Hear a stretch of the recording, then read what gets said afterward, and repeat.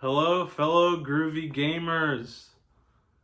Long time no see. How are you guys doing?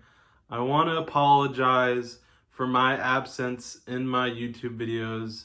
I've missed you guys. I want to really apologize. I've had a lot going on in my life. Um, and it's just kind of been hard to make videos. So, with that out of the way, I hope you guys are all doing great. I didn't go anywhere. But again, I do want to apologize for not making videos in such a long time. So, what are we going to be talking about today? We're going to be talking about consoles and console memories and my favorite consoles and just some memories I had of consoles growing up in the 2000s and 2010s. And what did I play? What did I enjoy? And let's just get right to it. So, one of my favorite consoles growing up, I was a huge Nintendo nerd when I was a kid, and I loved anything Nintendo. I loved Super Mario Sunshine, Luigi's Mansion, all that stuff. If you guys have played any of those games, you know they're great. Here's the mighty GameCube. Still the same console I've had since I was a kid. And this has to be one of the best consoles of all time. Don't you guys agree? I really do think Nintendo has unfortunately had a downfall with the Switch 2, and it seems like the company is starting to change a little bit, and it's not as creative as a company as it once was. You know, there's Nintendo's slogan was always let's do something different, you know. The Nintendo 64 was vastly different from the GameCube, and the GameCube was vastly different from the Wii, and the Wii was vastly different from the Nintendo 3DS, and the Nintendo Switch was vastly different from the 3DS, but now we're just going with the Nintendo Switch 2, you know. I don't think a lot of people are happy with Nintendo right now, but this is a console that knocked it out of the park. And, you know, old school memory cards here. I used to be a big fan of Animal Crossing when I was a kid. I probably put like 200 hours into that game when I was a kid, so I have the Animal Crossing memory card here. And what are some great games that I remember other than Mario Sunshine, Luigi's Mansion? Playing 007 here was a really fun game. I think it was kind of underrated. Like, it's called 007 Everything or Nothing. Pretty fun for the time. You know, I remember the graphics were good, but, you know, now they're dated, and it's just crazy how graphics evolve like that. You know, when you're a kid, teenager, how could graphics get any better than this? How can... I remember playing BioShock and, you know, Legend of Zelda, Twilight Princess, and all these games, and you think, or Half-Life 2, and think, how can graphics ever get better than this? And somehow in 2025, they're still getting better and better, and it's really cool to see. It's really, really cool to see. So we have another game, you are fans of, Time Splitters 2. Time Splitters is such a great series. It's so fun, so whimsical, charming. A lot of you don't know there is a remake or remaster in the works, and has been for the past couple years. Probably will be coming out. We might have to wait another 5 years for the Time Splitters or Time Splitters 2 remaster or remake. But I'm excited for it. Hopefully it doesn't get canceled. Another game I always had fun playing as a kid was Final Fantasy, The Crystal Chronicles. Not the best game ever, but, you know, for like an 11-year-old, I had a really fun time with it. It was fun, and I think it really did something different than all the other Final Fantasies did.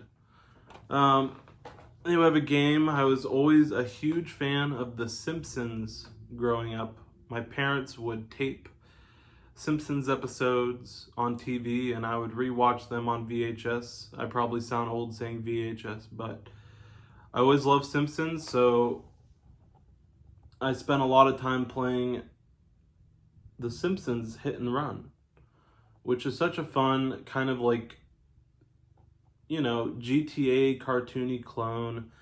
And you just go around, you know, I just remember having so much fun going around Springfield, and oh my God, like it feels like it's, you know, the town's coming to life and stuff, you know, and from the show. And that was like magical to me as a kid, is like I get to explore the show that I loved as a kid watching, and now I get to play it in a video game as I can play as Homer, and it was just really fun. So highly recommend the GameCube. Another great, I think some underrated games for the GameCube are Eternal Darkness, Sanity's Requiem is a really great GameCube game. There's a lot I still haven't played. That's a great one though, if you guys have never played that. I think Geist was a really fun game. You play as kind of like a ghost apparition. What do we have next? Moving on to the original Xbox. I gotta get this behemoth. There it is. That is huge. It is such a, the only console bigger than this is like the PS5, you know? But I still love the design of this, like the big X, you know, it's just so cool. It's so edgy. It's such an edgy looking aesthetic, you know? What are some great games? Me and my friends loved playing Halo. Halo growing up, like endless nights of playing fun Halo 1 and 2 and just playing multiplayer matches and 1v1s and 2v1s and capture the flag, and the campaign is phenomenal. What else can I say about Halo and Halo 2 that hasn't already been said? I mean, it's just a classic. If you have an original Xbox or an Xbox 360, please pick up the Halo series. And I actually, last year, I went on a Halo binge. For one entire month, all I did was play Halo. And I hooked up my original Xbox and I played Halo 1, I beat it. Then I played Halo 2, I beat it. Then I hooked up my 360 and I played Halo 3. I played Halo ODST. I played a little bit of Halo 4. It was nothing but Halo for an entire month. And it was a very fun time, very nostalgic. It really brought me back to my childhood and my teenage years when the Halo hype was real, when people used to go more crazy for Halo than Call of Duty, you know? People who are old enough remember those days. This game is very special to me. It's a game called Outrun 2. It is very special because it was a game given to me from my grandfather, and shortly after, you know, a year or two, he passed away. But I just remember he was really happy giving me this, and it is cherished in my collection. And it is also a very fun game. I've talked a little bit about Outrun on this channel before, but they have mission modes, arcade modes. It's really just like a classic arcade racing game, and it's very fun. Very bright aesthetics, very charming. What are some other memories I have? I loved playing Conker's Bad Fur Day, the remake of Conker's Bad Fur Day Live and Reloaded, the remake of Conker's Bad Fur Day on the N64. This game is hilarious. I mean, it makes fun of so many movie parodies, and it's like constantly going through the fourth wall and making like really funny kind of jabby jokes about the developers and gaming, and just like it's just it's a really funny game. You will be cracking yourself up playing this game. I mean, you'll be laughing. It's kind of like GTA 5. Like, it's just a funny game to play. I really, really recommend this if you guys have not played it.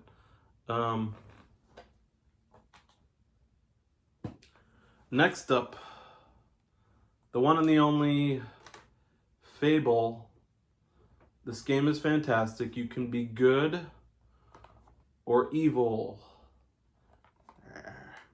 And this game's great. I mean, it was kind of like pre-Skyrim, so in my opinion, it's like one of the pioneers of kind of like the action adventure, third person, first person games where you can just, there's a sprawling world and you can do so many side quests, main missions. You can endlessly change your character's stats, strengths, abilities, and it's just a great game. And that is the original Xbox. I want to hear what your guys's. Please comment down below what your favorite video game consoles were growing up or as a teenager, or what's your favorite console now. We want to know. The Groovy Gamer wants to know. So feel free to comment, guys. I love it when you guys comment. I love your guys' support. It means the world to me. So now we have the mighty PS2, the PlayStation 2. And this is like the super slim version. It's still one of the most compact and tiny, most efficient consoles ever made. I mean, it has to be. You know, like, look at this, and then check out the original Xbox, like, in size comparison. You know? It's it's night and day. It's night and day. But so many gamers will say that this is, if not the best gaming console of all time. It still has the best sales. I mean, I think it sold, I might be very wrong on this. I mean, it sold like 50 million units or something, some insane number like that. That's probably not right. But I think the PS2 is memorable for its variation in games that it put out. I mean, you had RPGs, you had JRPGs, you had horror games, you had survival horror games, you had puzzle games, you had kid-friendly games, you had platformers, you had tactical games, you had shooters like Call of Duty. This console really is like the most versatile console still to this day, in my opinion. It just has kind of everything you're looking for. It has almost every game you could ever want, every genre. Unfortunately, the games, as many of you know, from the PS2 era, are super expensive now. They're like the Super Nintendo now, where they're just ridiculous. You can't buy anything anymore because the prices are sky high, and they have been for the past decade or so. Probably the past like 13 years. But nevertheless, I got into the PlayStation 2 in my teenage years, and what a joy, because there's some amazing games. So let me just share some of my memories with you guys. I mean, the classic Ratchet and Clank. This game is so fun, and it's just such a fun adventure game, such a good platforming game. You know, let me read the back of this because I think they did a good job, you know, with the back of this. With over 36 weapons and gadgets to choose from, it's no wonder Ratchet and Clank have itchy trigger fingers. It's simple. Lots of enemies to shoot, lots of fun weapons and gadgets, and you get to blow beep up. I can't say that word. Burn, bomb, blast, and or obliterate your enemies to pieces. Oh yeah, go ahead, blow it up. Blow it all up, because it ain't that size of your weapons that counts. It's how many you have, and better yet, how you use them. So I always love Ratchet and Clank. It's just like, it has that fun kind of crazy attitude towards it too. And I had so much fun playing the newest one that came out on PS5 2 years ago. It was a launch title, Rift Apart. If you guys haven't played Ratchet and Clank Rift Apart, the newest in the series, check that game out. So what's next? I want to talk about... I loved the Lego games growing up. I always thought they were kind of underrated. Like, this game was kind of a match made in heaven for me because I grew up on Star Wars and Indiana Jones, so when they came out with the Lego Indiana Jones game, I was ecstatic and I picked it up, and it's a solid game. And we have like Lego Batman, solid. I love Batman. I'm not really into Marvel or DC or superheroes, but my favorite superhero, if I had to pick one, that I do love is Batman. I've watched all the movies. I own all the movies. The Dark Knight trilogy is one of the best superhero trilogies, you know. And let's talk about some survival horror. It makes me really sad because I'm gonna shed a groovy gamer tear, guys, because I might have to sell these games because a little update on my life at the moment is, unfortunately, I am unemployed and I have to make rent here soon, so I might have to sell some of my games to pay that rent. Life just sucks, but these two games right here go for a lot of money, especially in the condition they're in, but it's sad. It's sad. I might have to sell them soon, and it breaks my heart because I love these two games, but I guess I'll just have to buy 2 more copies of it in the future, some new copies of them, but I'll never get these 2 copies back. So in a way, this video I'm archiving the last time I get a hold these, my original 2 copies of Silent Hill 2 and Silent Hill Origins. Both go for a lot of money. And look at this. I picked this game up for like $30 at the time. And I'm not kidding. Just the disc alone of this game and this game both go for like $50 to $80 just for the disc. These 2 games alone are like, I want to say they're worth, you could get like $250 for both of these games. I paid a lot of money for this. I got this game probably 10 years ago, but I probably paid $80 to $100 for this. But they just keep rising in price. Enough about the price of these games. These 2 games are masterpieces in the horror genre. You know, you can't really find better horror on the PS2 in my opinion. There is some great horror series on the PS2 like Fatal Frame, Resident Evil, Haunting Grounds, Rule of Rose, which I haven't played Haunting Grounds or Rule of Rose, but I really want to. Super expensive though. Like, good luck finding those 2 games for under $80. Anyways, they both tell different stories. Both characters are stuck in Silent Hill. You got to get them out of Silent Hill, or try to. I'm not going to spoil the story, but amazing jump scares, amazing horror. I've said this before, but if you are a faint of heart, don't play these games. If you don't like horror, if you don't like horror movies, if you don't like horror games, these are not the ones to start with because they are... Let me say this. These games, you have to be in the right state of mind to play them. Don't play these 2 games, any Silent Hill games, if you don't feel like you're at a right spot mentally. I don't know how to explain it. Like, they're such psychological games. So they're great games, but just be... I said it here first, you know. If you don't like horror, if you don't have the stomach, stay away. But, you know, if you're a little adventurous, pick them up. Sorry, I talked a lot about those 2 games.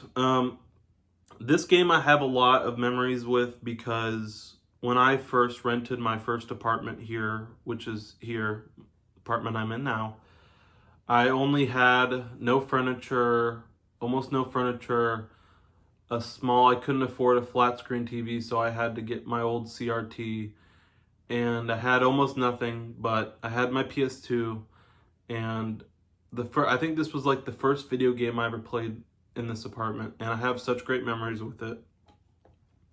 None other than Metal Gear Solid 3 Snake Eater. This game is a classic. in my opinion, I haven't played all of the Metal Gear Solid series, but I think this is the best one. I mean, the amazing story that's told between Big Boss and David Hayter Snake is truly amazing. It has such an amazing twist ending too. Like, and almost like, I almost feel like I cried at the ending of this game. It has such an emotional ending. It's just like amazing. And it's hard too. You gotta be good at stealth, and it's just a great game. So, that's the mighty PS2. It's little buddy. And yeah, I mean, that's not all my consoles. I have tons of other ones. The Super Nintendo, Nintendo Switch, Nintendo Wii. I own the PS5, PS4, PS3. I have all these consoles. So, yeah. Thank you guys for tuning in. I will catch you guys later. Please comment. Please subscribe if you haven't.